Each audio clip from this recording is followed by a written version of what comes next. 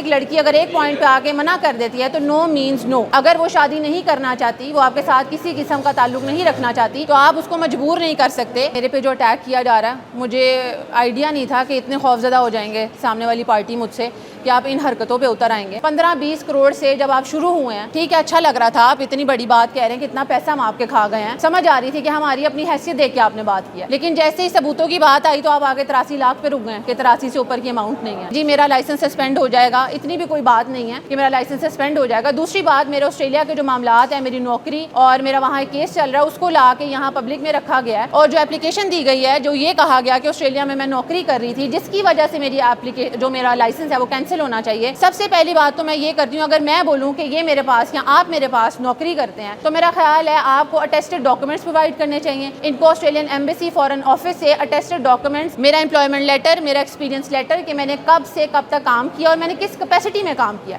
हो सकता है मैंने लीगल कैपेसिटी में ही काम किया हो सकता है कि मैं अपने क्रेडिट आवर्स कर रही हूँ। इनके पास उस चीज़ का कोई सबूत नहीं है। मंडे को भी ये एप्लीकेशन दी गई बाहर में मेरे अगेंस्ट, तो मुझे रोज़ कॉल्स आती हैं कि आप आके अपना बयान दें, उस पर एक्सप्लेनेशन दें। तो ये बात तो बहुत एविडेंट है कि FIR हमारी रजिस्टर हो चुकी है और प्रेशर बनाने के लिए ये सब कुछ तो किया ही जाएगा, प्रेशर टैक्टिक्स हैं। और मेरे पे जो अटैक किया जा रहा है, मुझे आइडिया नहीं था कि इतने खौफजदा हो जाएंगे सामने वाली पार्टी मुझसे कि आप इन हरकतों पे उतर आएंगे।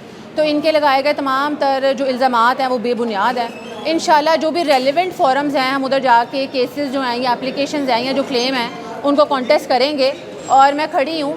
बाकी ये है कि अगर आके जिस तरह मियां अली इशफाक ने ये चूज़ किया कि वो आके मीडिया में ये सारी बातें करें, जिस तरह के उन्होंने जो हरासमेंट का NCCI का केस है उसको बिल्कुल एक अलग नोयत का एंगल देने की कोशिश की। उन्होंने आज तक कभी भी अपने हरासमेंट वाले केस पे या जो NCCI का केस चल रहा है उस पर बात ही नहीं की। किसी ने नहीं सुना होगा कि उन्होंने उस पर कोई भी किसी किस्म की स्टेटमेंट दिया है और उसको सारा मामला घुमा के लेन देन का मामला कर दिया गया। मैंने तब भी ये बात बोली थी कि अगर इस तरह का कोई मामला है भी तो जो रेलिवेंट फोरम है आप वहाँ जाएँ, वहाँ आप हमें बुलाएं, वहाँ हम पे केस करें, जो अब तक नहीं किया।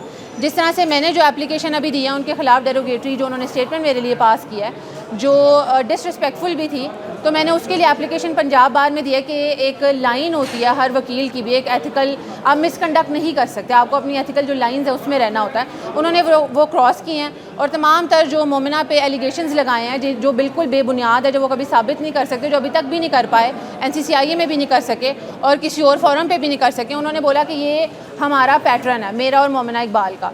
तो ये मतलब उन्होंने जो सारी चीज़ें मोमिना इकबाल से एसोसिएट की वो मेरे से भी की, तो मैंने इसीलिए उनके खिलाफ एप्लीकेशन दी है कि वो किस तरह ये सारी बातें कर सकते हैं। आज उन्होंने कुछ एविडेंस दी है जी, जिनमें बैंक स्टेटमेंट भी शामिल है, कुछ ईमेल शामिल हैं, कुछ वो कह रहे हैं कि वीडियो रिकॉर्ड भी उनके पास है जो उन्होंने आज की प्रोसीडिंग में फ्राहम किया है। उससे मतलब क्या कहेंगे? ख़ासतौर पर उन्होंने ब्लैक मेलिंग के भी इल्ज़ाम लगाए और हनी ट्रैप का भी कहा है। सर जब अंदर भी हमारी बार में ये आर्ग्यूमेंट चल रही थी कि क्या हमने हनी ट्रैप किया, ये मियां अली इशफाक के अपने ज़ाती अल्फाज हैं। साकिब खान चद्दर ने जो अपनी स्टेटमेंट NCCI में दी है उधर भी उन्होंने इस तरह की किसी बात का, ब्लैक मेलिंग का या हनी ट्रैप का जिक्र नहीं किया।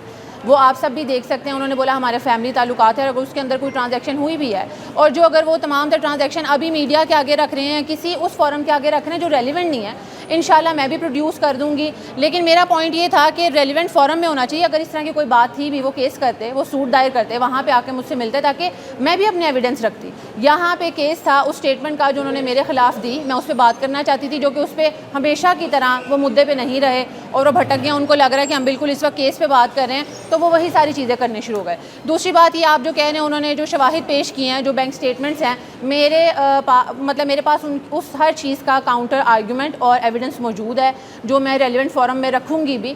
और मैं आपको यही कहूँगी कि उनके जिस तरह के जितने भी लगाए गए इल्ज़ामात है वो बेबुनियाद है, क्योंकि आप लोग देखें 15-20 करोड़ से जब आप शुरू हुए हैं, ठीक है, अच्छा लग रहा था, आप इतनी बड़ी बात कह रहे हैं कि इतना पैसा हम आपके खा गए हैं, समझ आ रही थी कि हमारी अपनी हैसियत देख के आपने बात किया। लेकिन जैसे ही सबूतों की बात आई तो आप आगे 83 लाख पे रुक गए कि 83 से ऊपर की अमाउंट नहीं है। तो किस तरह, मेरा मकसद ही यही है कि अगर चलें जी, आप कहते हैं 83 भी था, अगर वो कोर्ट में जाता, मैं भी उसके अगेंस्ट शवाहिद देती कि वो किस मद में लिए दिए गए हैं भी या नहीं है, वो मैं कोर्ट को प्रूव करूं। मैं एक एक इंसान को पकड़ के वो जो सबूत हैं वो नहीं दे सकती।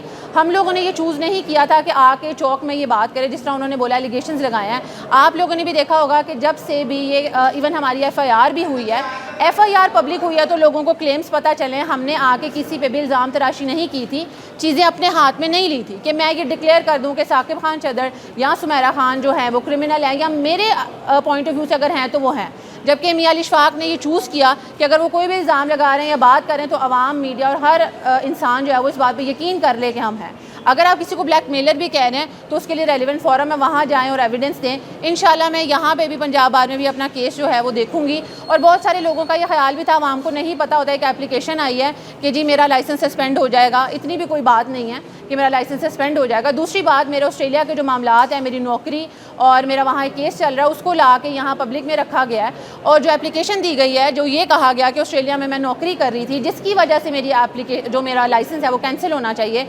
सबसे पहली बात तो मैं ये करती हूँ, अगर मैं बोलूँ कि ये मेरे पास या आप मेरे पास नौकरी करते हैं तो मेरा ख्याल है आपको अटेस्टेड डॉक्यूमेंट्स प्रोवाइड करने चाहिए। इनको ऑस्ट्रेलियन एम्बेसी फॉरेन ऑफिस से अटेस्टेड डॉक्यूमेंट्स, मेरा एम्प्लॉयमेंट लेटर, मेरा एक्सपीरियंस लेटर कि मैंने कब से कब तक काम किया और मैंने किस कैपेसिटी में काम किया।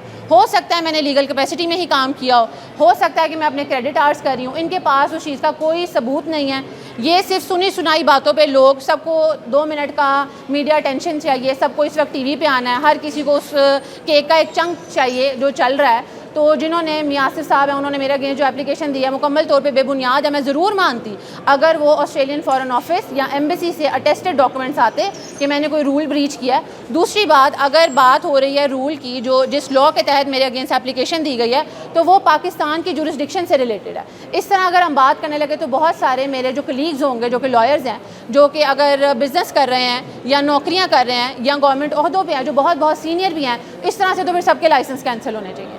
ये सिर्फ और सिर्फ जो तमाम तरह आप चीज़ें देख रहे हैं जो आ रही हैं, जो एप्लीकेशंस दी जा रही हैं, जो बवाना में भी मेरे ख़िलाफ़ एप्लीकेशन दी गई है, इंशाल्लाह मैं उसको भी कॉन्टेस्ट करूँगी और आप वो भी देखेंगे, उसमें से भी कुछ नहीं निकलेगा। अच्छा ये बता दीजिए कि क्योंकि सारा मामला पहले बड़ा अच्छा आपका फैमिली रिलेशन था और उसके बाद छोटे छोटे जो मसाइल हैं वो शुरू, अब बात जो है वो बढ़ती चली है। ये कोई अना की तस्कीन के लिए किया जा रहा है या क्या इसमें निकलेगा इस हवाले से? सर, जब आप इदारों में जाते हैं और आप शिकायत दर्ज करते हैं तो इदारे जो हैं वो ये नहीं देखते कि ये अना की तस्कीन चल रही है, ये छोटी मोटी लड़ाई है, पर्सनल ग्रज है, या 4 साल पहले मुझे कोई अगर बात बुरी लग गई है तो मैं आज उठ के उस पर बात कर रही हूँ।